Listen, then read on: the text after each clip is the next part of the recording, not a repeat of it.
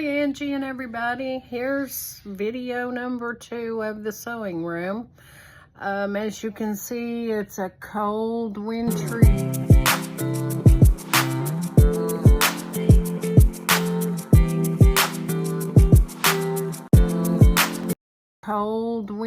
day out there, and we're going to be in the single digits tonight. So I've got my woolies on, and I'll probably keep them on.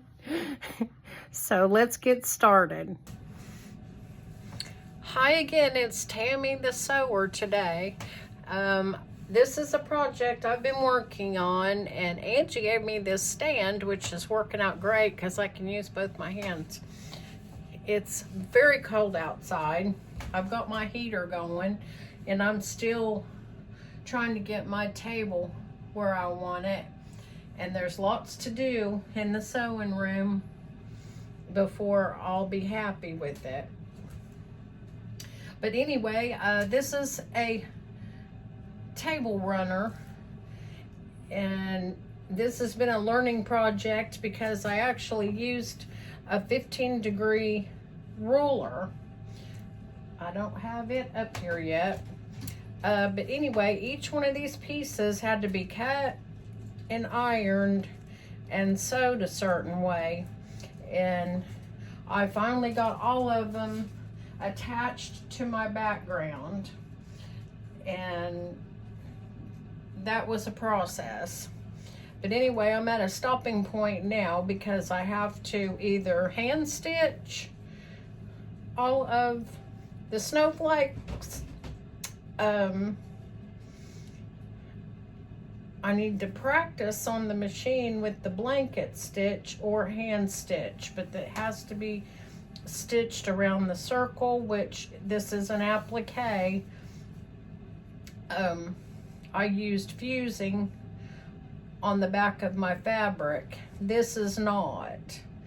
So each one I have tacked down with just a spot of glue to hold it in place while I iron these on, and to hold it still while I'm doing the blanket stitch. So I'm gonna let this be for a while, and you can see that my table is still kind of curled, so I will be flipping that over tonight. It's really kind of cold up here. And then I will clamp it back down again, but it's been wonderful. So far, so good. So this is at a stopping point. So while this is drying and waiting on me I have to be in the mood to sew. So if I'm not in the mood, things usually don't go right. So we won't make that mistake. I don't want to mess this up after all those little bitty cuts, but it's been a learning process. And then I will go back to my memory quilt, which that'll be another video. But anyway, for Easter, I've decided these were in the fabric at the senior center, and they made them for a while, and people just aren't, that come in the senior center are not one to purchase these in our little craft store.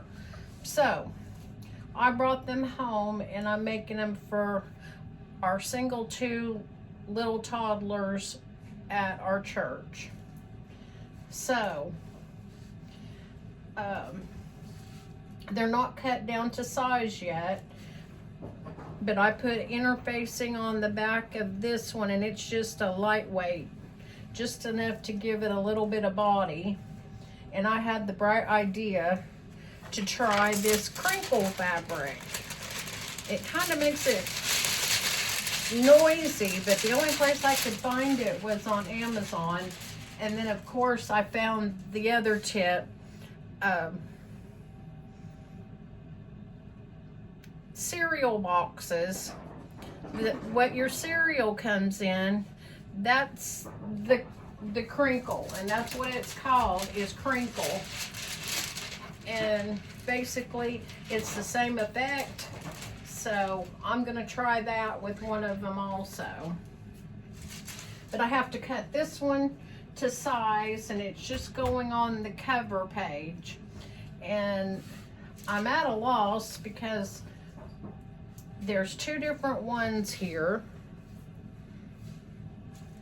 and there's no instructions, so I'm pretty much just gonna have to wing it. I've never built one before, but toddlers can't count yet, right? So maybe they won't see the page numbers if I mess it up. But they'll have a time. I wish I did more embroidery, because even to quilt these would be super cute.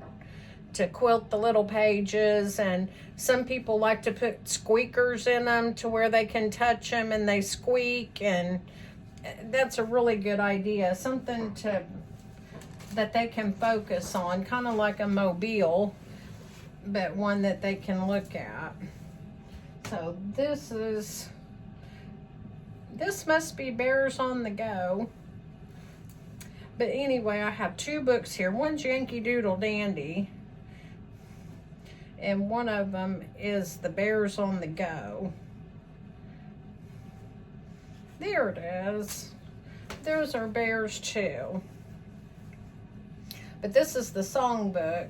So these two are the cover pages, and I wish that I could embroider and put their name here. That would be awesome. But that's not gonna happen anytime soon, not unless I take it to an embroidery place. But anyway, I'll sort these out, and that's all I'm going to do today is the two cover pages. I'm going to put the crinkle fabric, and this one needs the interfacing that I put on this one. It needs its piece, and I'll iron that on. And then the crinkle goes on top of that.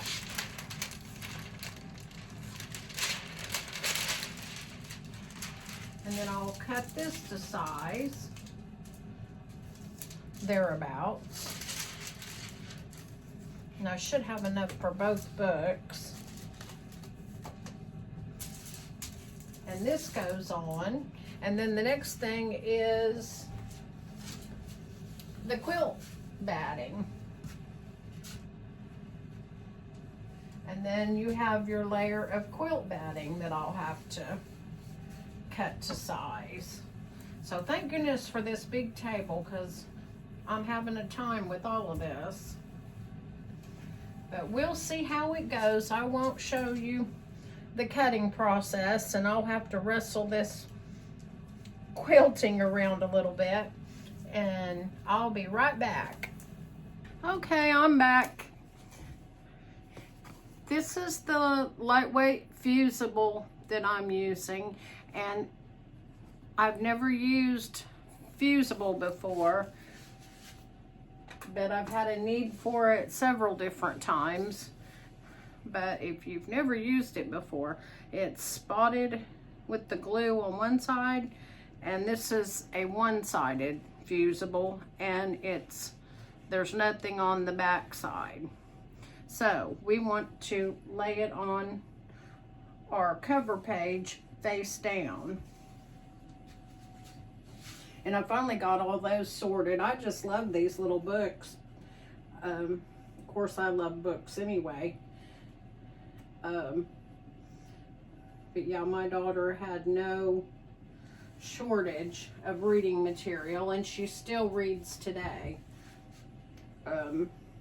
She's one of those odd girls that rather read a book than watch TV. So that's a good thing.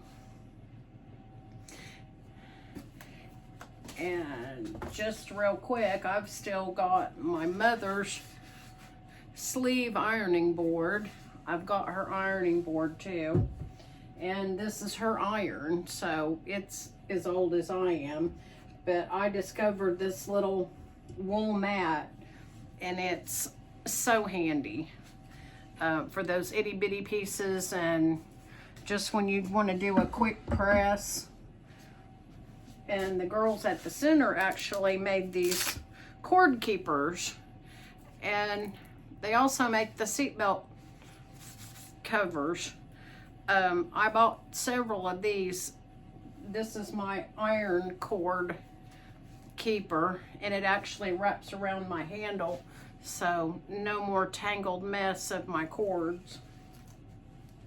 But you have to do it exactly when you're finished and you unplug it. At least that's what I have to do to keep on track.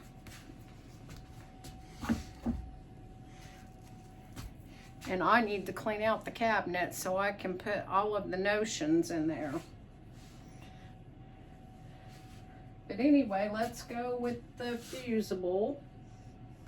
And you don't want to move around. You just kind of pick it up and press, and pick it up and press. And it doesn't take it long.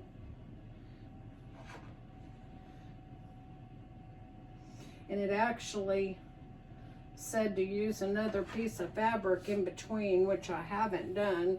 I did have a little towel. I don't see it anywhere. So I'll just use another one of my pieces, and I'll use the back. And that way it doesn't scorch my glue.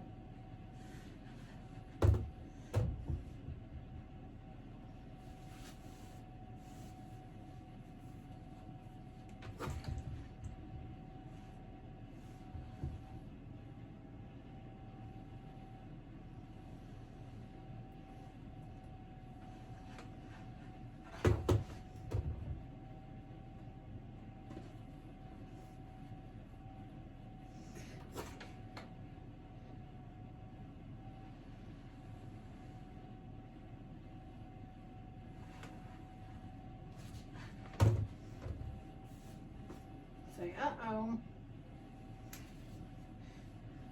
So we don't want that to stick. Yeah, on the outside edges, see the glue's on that back side. So you have to be careful that you don't stick it to your ironing board.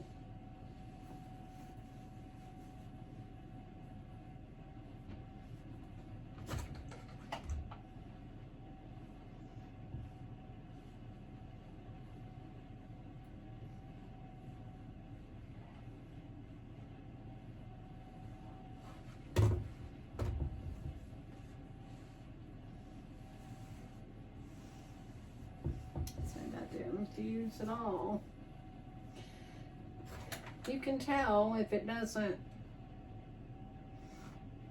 fuse right away because you'll see puckers.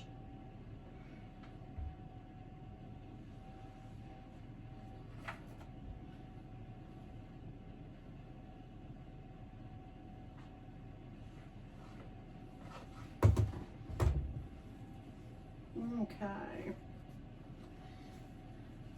One more small piece to go. And I'll trim it down after I've done all this, because that way I've not cut a piece too short, or I've mismeasured, or something is shifted. And also on the cover pages, I am going to, I seen one book that had ribbons attached about in the middle of the page so that you could tie it shut, and I just thought that was a really nice touch.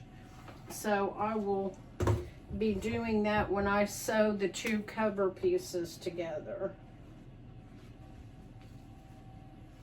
Okay, I just love these things. And they're fairly simple, but like I said, it's been driving me crazy about the numbers. Like this one says 1 and this one says 10. So where's everything in between? But we'll figure it out. Okay. So there's that page fused. And the, I'll leave this on the ironing board. We can unplug the iron because we don't need it anymore.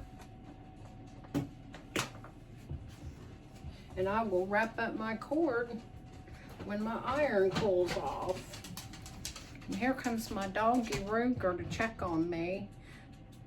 Did you miss me? They have to follow me everywhere. Okay, so over here we have gotten the crinkle. This is the cover page of one book. We've got the fusible, we've got the crinkle, and we've got it centered. And it doesn't have to be perfect. It's just going to get sewed up with the rest. And I've got my quilt batting already cut, and it's not perfect either. And now's when I can trim it.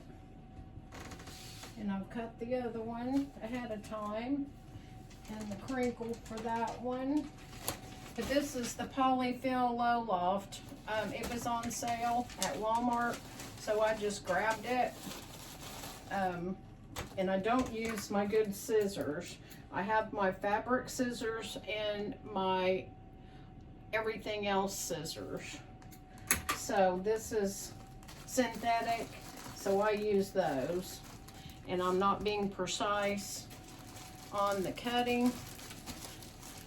But on my runner over there that I'm quilting, I will use regular quilt batting, cotton quilt batting for that. The Christmas one that I did, I think Angie posted, I used this, and that was a nightmare to sew together. It moves around so much, and the cotton quilt batting doesn't do that. So you'll probably see dust fly.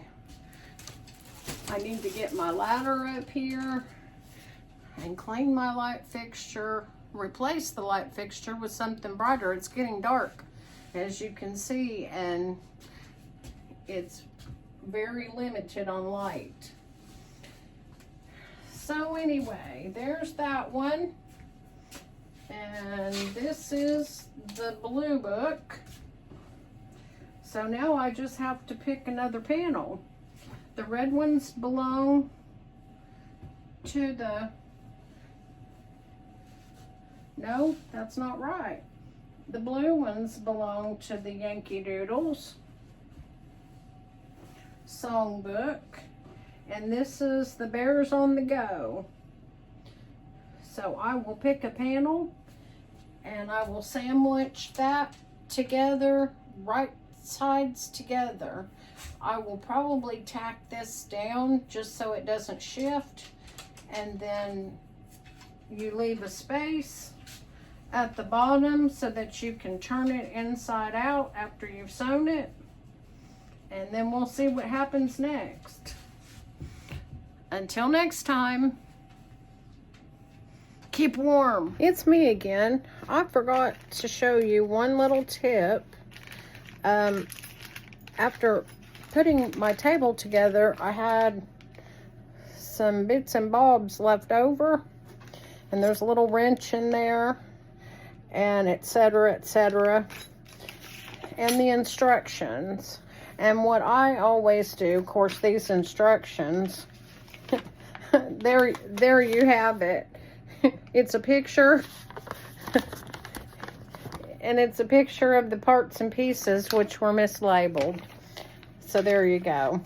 But I put them in a Ziploc bag, and then I taped them somewhere on the table. whether it be under the drawer or in the drawer. I do that with everything. That way I can go back and if I need to for some reason. So that's my tip for the day. Good night. Stay warm.